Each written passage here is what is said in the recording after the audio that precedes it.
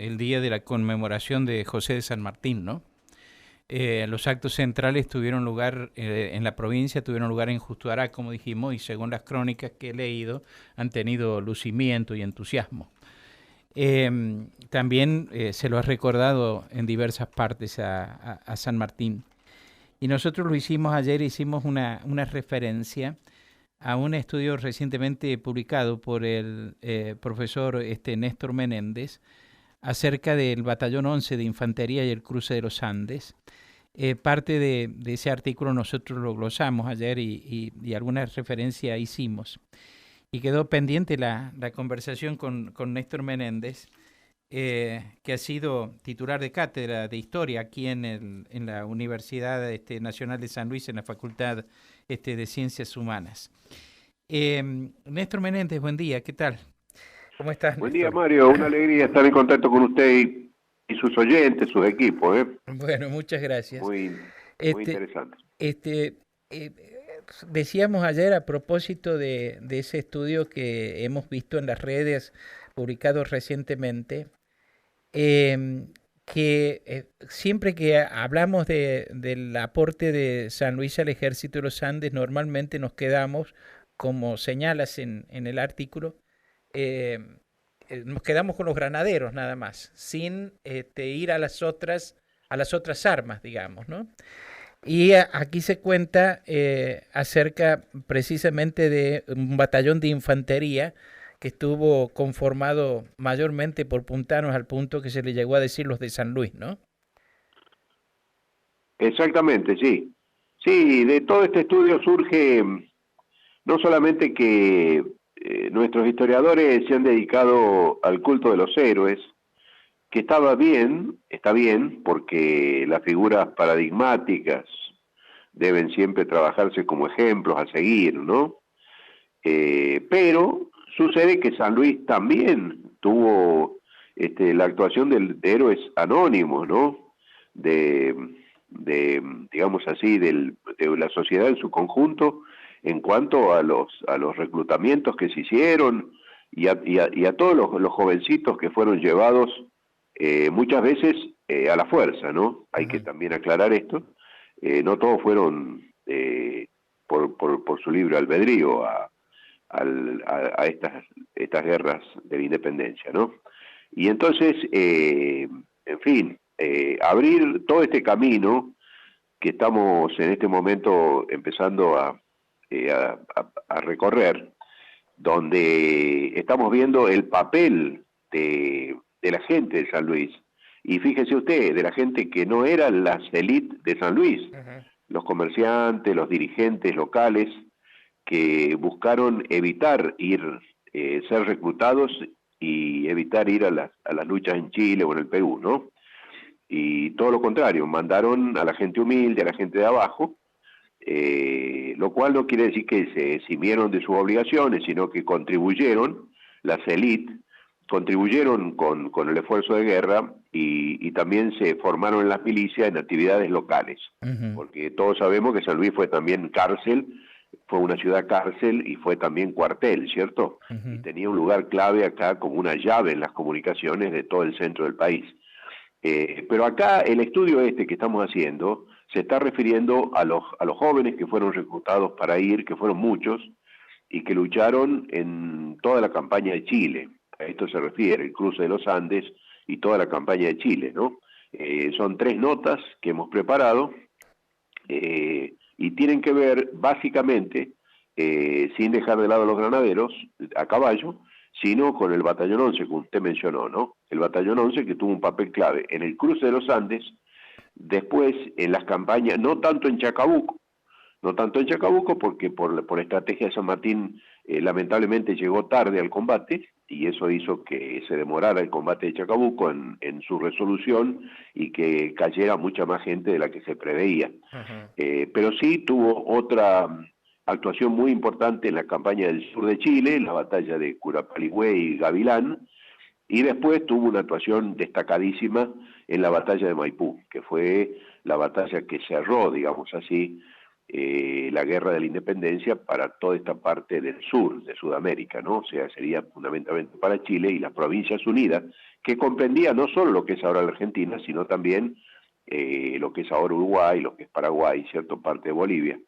Así que, bueno, entonces el Batallón 11 de Infantería era una unidad de combate que estaba integrada en su mayoría por chicos de San Luis. Le digo chicos porque el reclutamiento en esa época era a partir de los 13 años, así que Desde eran los 13 jóvenes, pero años. que a partir de los 13 años, sí, así lo dice, hay algún estudio ahí que toma varias, un grupo de reclutados, 30 o 40 que fueron hechos en toda la zona de la frontera de San Lorenzo, que es lo que ahora sería toda la zona de Villa Mercedes, Río Quinto, ¿cierto? Y que justamente eran chicos analfabetos, que tenían de 13 a 18 años, fueron reclutados en el Batallón 11 de Infantería, ¿no? Y que después hicieron toda la campaña y que en Maipú la mayoría de ellos tenían un poquito más, habrán tenido de 14 o de 15 años para arriba, ¿no? Así que ese era, digamos, la pasta de estos héroes, ¿no? Pero qué Que tremendo, ¿no? participaron en estos combates.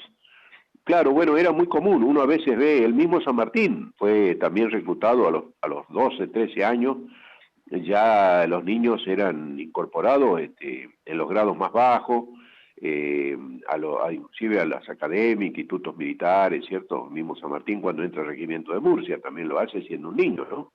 Y Ujú. después los combates se van fogueando, ¿cierto? Así era la costumbre de la época, ¿no? O sea, no había, acuérdense que en aquella época no había lo que llamamos adolescencia. Uno pasaba, como decía mi papá, uno aparecía de un día para otro, el niño dejaba el pantalón corto y se ponía el Con el pantalón pantalón largo, ¿no? largo. Ujú, Así que no existía ese momento intermedio, ¿no? ujú. Porque uno ve cosas impresionantes, es decir, si uno ve que todo lo que estaba bajo el mando de las Heras eran más de 800 hombres, uno dice, qué estructura, qué esfuerzo movilizar toda esa gente, todo ese número de personas para cruzar la cordillera, ¿no? Y esas descripciones que también se hacen que a veces faltaban animales, entonces tenían que hacer los recorridos a pie. Y esas son cuestiones que son impactantes, digamos, cuando uno las piensa y sobre todo cuando uno las proyecta a aquel tiempo. Sí, efectivamente, justamente estos organismos juveniles, tan jóvenes, tienen esa fortaleza de poder aguantar todo ese tipo de inclemencias, ¿no? Y la columna de las Heras, porque todo el mundo sabe que los Andes se cruzaron varias columnas, pero había dos columnas principales, ¿cierto? La de columna de las Heras que fue por Uspallata, la que hacemos normalmente el recorrido nosotros, la ruta internacional número 7 a Chile, ¿no? Ujú, Nada más que en aquella época había que subir hasta allá arriba donde está ahora el Cristo Redentor y bajar del otro lado, ¿no? O sea, era mucho más empinado el tramo final. eh, Eh, y la otra columna, que es la columna del Paso de los Patos, que hizo un recorrido más largo todavía, que era donde iba el grueso, el ejército, y ahí iban los jefes, San Martín y todo el Estado Mayor, ¿no? Un poco la columna de las Heras era una columna que iba tratando de disimular la importancia de toda la maniobra, ¿no? Pero también trataba de encubrir que esta era una columna grande, o sea, había más de 1000 hombres, y a nosotros nos interesa especialmente porque en la columna de las Heras iba el batallón 11 y iban los granaderos, o sea, una parte importante de los granaderos iba también en la columna. Así ujú. que por eso nos interesa especialmente, y hay que tener en cuenta que el batallón 11, cuando Mitre lo describe, cuando habla de la batalla de Maipú, o sea, nosotros estamos revisando la historia y revisando varias cosas de las que se escribieron, pero en otras cosas las estamos tomando así como las manifestaron los autores, ¿no? Ujú. Y entonces así como rebatimos varias cosas que dice Mitre, pero también estamos reafirmando cosas que dice. Cuando Mitre dice en Maipú, dice el batallón 11 era el nervio de la infantería del ejército. ¿Qué quiere decir esto? Que los varios batallones de infantería que había, era el batallón principal, ¿no? Por eso estaba en el ala derecha de la batalla, estaba prácticamente liderado por esta fuerza, ¿no? O sea que cuando llegan a Maipú, después de un año y medio de campaña, de haber salido del Plumerillo, el batallón 11 ya era una fuerza vaqueana, una fuerza estrenada, una fuerza ya, digamos así, que tenía, que tenía esos antecedentes, ¿no? Y en cambio otras fuerzas que lo acompañaban eran fuerzas novatas que habían sido formadas en Chile y que recién estaban entrando en combate, ¿no? En cambio estos muchachos, estos chicos que tenían 14, 15, 16, 17 años, ya habían participado en varios combates, no solamente en el cruce de los Andes, sino en el sur de Chile. Así que en la retirada, en el desastre de Cancha Rayada, en Chacabuco, aunque llegaron al final, entonces eran fuerzas veteranas, ¿cierto? Y por eso tuvieron la actuación que tuvieron en Maipú, ¿no? Ujú. Así que bueno, hemos seguido, aunque los puntanos participan en varios lados, estamos hablando del cruce de los Andes, y tenemos que tener en cuenta que la gran mayoría de los animales que habían, se cruzaron, las tropas cruzaron con 9.000 animales, teniendo en cuenta las mulas, las vacas que se fueron consumiendo en el viaje, los caballos de la caballería, ¿cierto? Entonces, cerca de 9.000 animales, y que esos animales eran llevados por grupos especiales de arrieros que también eran de San Luis. También los arrieros también eran de San Luis, que llevaron todos los animales. Entonces, la participación de San Luis fue muy importante en todas estas acciones que estamos viendo. Con esto no queremos decir que San Luis fue superior a otras provincias, no queremos entrar en ese tema, ¿cierto? De hacer un pensamiento elitista, así, de creernos que nosotros somos diferentes o somos superiores. Sí queremos plantear simplemente de poder revisar un poco para ver a dónde estuvieron los puntanos luchando y qué tipo de participación tuvieron en toda esa gesta libertadora. Eso Y, es lo que estamos viendo, ¿no? Y la participación de los héroes anónimos, porque también si tú me preguntas, ¿tenemos algún ejemplo, uno de esos chicos? Sí, tenemos uno, que es el que después va a ser general y presidente de la Nación, Juan Esteban Pedernera. Pedernera. Juan Esteban Pedernera, ahí tenemos un caso. Ajá. Un chico que no fue criado por sus padres, fue entregado a un tío para que en Mendoza lo educara. En aquella época la educación de algunos chicos pasaba por ser aprendiz de una tienda, ¿no? Iniciarse en los temas comerciales. Y bueno, y de ahí él se recluta y va al plumerillo y se incorpora a las tropas. Y él hace el recorrido, hace toda la campaña, el cruce de los Andes, Chacabuco, Maipú, todo va haciendo, pues es una campaña, es una vida extraordinaria de Pedernera. Y entonces este es un ejemplo de uno de Dicen estos que niños. no debe haber habido otra persona que anduviera más, hubiera andado más en caballo que Pedernera, he leído por ahí.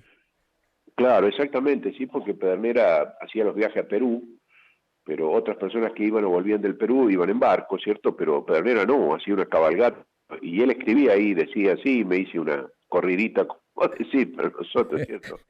Pasar todo eso, que eran 3 meses de cabalgar, y allá toda la zona quebrada, fragosa de Bolivia y la Sierra del Perú, ¿no? Que había que bajar a los cañadones y después volver a subir otra vez a las cuestas, a las montañas siguientes, y así en forma interminable, ¿no?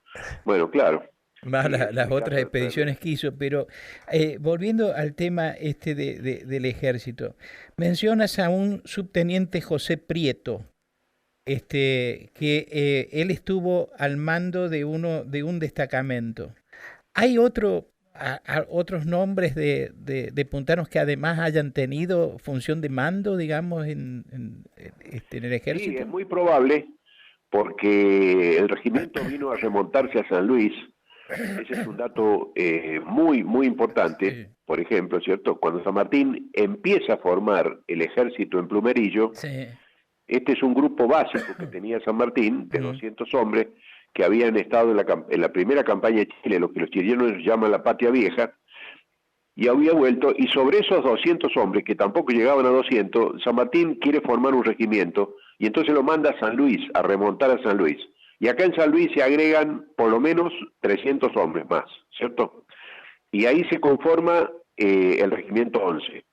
Después vuelve a Mendoza, sigue creciendo el regimiento 11, pero tenía ya mayoría de gente de San Luis, y se suman de otras muchas provincias, y después, unos meses antes de partir a Chile, se divide, porque era tan grande, tenía más de 1.000 soldados, se divide en dos regimientos, o sea, de ahí sale el 1 de infantería, el regimiento de 1 de infantería, también conocido como cazadores. Ese regimiento, unos años después, se va a sublevar en San Juan, y no va a querer ir al Perú. Bueno, hay toda una serie de alternativas donde figuran muchos integrantes de ese regimiento, del 1 de Cazadores, y figuran y son todos sanjuaninos, cordobeses, de otras provincias, de otras ciudades, pero no son de San Luis. Lo cual quiere decir, está bastante certificado, que los de San Luis quedaron todos en el 11. Quiere decir que cuando se divide el regimiento 11 y se separa el 1 de Cazadores, el 11 estaba integrado por gente de San Luis. La mayoría de la gente de San Luis estaba en el 11 y así cruzó los Andes, ¿cierto? Ahora, no tenemos, porque todavía esta investigación va a continuar, para ir viendo si tenemos los listados y si podemos saber y llegar a conocer algunas otras figuras que eran de acá de San Luis. Tenemos todos los listados. Bueno, entonces hay otras personas que están investigando también, como el doctor Corimodio, que también está haciendo investigaciones sobre estos temas, no específicamente del 11, pero sí de la campaña de Chile, para ver justamente el papel de algunas personas en especial y a dónde pertenecían, ¿no? Entonces, bueno, estas investigaciones van a continuar y posiblemente tengamos la posibilidad de saber, de conocer de otros integrantes. Por ejemplo, el que toma prisionero al jefe español en Maipú, al general Ordóñez, es un teniente Laprida, probablemente sea de San Juan, pero no sabemos cuál era, digamos así, su filiación, de qué provincia o de qué ciudad venía, ¿no? Así que bueno, tenemos entonces que ver otras cosas más para poder responder. O sea que todavía hay cuestiones para conocer acerca de, por ejemplo, de la campaña libertadora. Sí, por supuesto. Desde luego, porque por eso al principio estuvimos diciendo que en otras épocas uno se enfocaba, la historia era la historia de los héroes, figuras paradigmáticas que se tomaban como ejemplo, ¿cierto? Pero después se empieza a tener en cuenta que las personas comunes también pueden cumplir ese papel, ¿no? Y que inclusive que no solamente los militares pueden ser héroes o figuras ejemplares, sino que también un maestro de escuela, una persona que trabaja en un centro de salud, ¿cierto? Entonces, por ese motivo es que ahora estamos viendo en el tema militar que el papel del hombre común que fue reclutado y que marchó es muy importante, tan importante como el de Pringles o el del Pedernera o cualquier otra figura de esta excepcional, ¿cierto? Es muy importante la figura común y tenemos casos especiales de personas o de San Luis que volvieron de Chile con una medallita de Chacabuco o con alguna mención de lo que había hecho, que participó solamente de la campaña de Chile, ¿no? Muchos otros peruanos o muchos otros chilenos, puntanos, participaron después de la campaña del Perú, ¿no? Así que bueno, el hombre común, de eso se trata, ¿no? ¿Esta gente tenía algún tipo de monumento, de pago? Sí, claro, por supuesto. Sí, claro. Se le pagaba porque al marchar, a ser incorporados, firmaba un contrato por 3 años, generalmente por 4 años. El que era el esclavo liberto figuraba por más años, eran 8 o 10 años, y al cabo del cual recibía su libertad total era después de esas campañas. Por eso los esfuerzos más grandes y que han sido casi ignorados en nuestra historia son de los negros esclavos, ¿no? Ahí San Luis contribuyó, ahí las fuentes difieren, algunas fuentes plantean 30 esclavos negros y otras hablan de 70, pero la cuestión es que estuvieron los 30 puntanos o 70, estuvieron después, se incorporaron al 8 de infantería, participaron de todas las campañas, estuvieron en Maipú, Maipú fue terrible porque la parte más sangrienta del combate, o sea, digamos que el batallón 11 tuvo una participación fundamental en Maipú a nivel estratégico para resolver el combate, pero la parte más sangrienta, más dura, terrible del combate, cuerpo a cuerpo, a bayonetazo vivo, digamos, fue hecho por el 7 y el 8 de infantería, que eran los regimientos negros, ¿no? Por eso a veces se ha aclarado, se ha dicho también y se ha manifestado que los negros fueron carne de cañón en los combates, ¿no? Ahí está un poco la discusión. Pero ellos tuvieron lo más duro del combate y ahí seguramente murieron varios de estos negros puntanos, ¿no? Otros de los que integraron estos batallones, el 7 y el 8 de infantería, eran negros que ya habían peleado y se habían destacado en las invasiones inglesas, ¿eh? O sea, y después estos negros marcharon al Perú, ¿eh? Ahí está el caso del negro Falucho en el Perú, o sea, también tuvieron una parte fundamental en todas estas campañas, y como ellos eran esclavos y pasaban a ser libertos, firmaron por 10 años. En cambio, los puntanos tenemos, la participación de los puntanos se da dos grandes grupos, los que fueron a toda la campaña de Chile y los que fueron a la campaña del Perú. Y después están los que por excepción, que son las grandes figuras, que son muy pocas, estuvieron en todas las campañas, como el caso de Pedernera. Estuvieron en todo el cruce de los Andes, toda la campaña de Chile y después toda la campaña del Perú, ¿no? Néstor, es apasionante. Hay algunos casos. Es apasionante, Néstor. Muchas gracias por atenderme, ¿eh? Muchísimas gracias. Bueno, muchísimas gracias a ti por preocuparte por estos temas. Bueno, muchas gracias. Que te vaya muy bien. Saludos a todos. El profesor Néstor Menéndez, docente jubilado de aquí de la Facultad de Ciencias Humanas, estuvo esta mañana en Nada Secreto en Radio Universidad. Nada Secreto.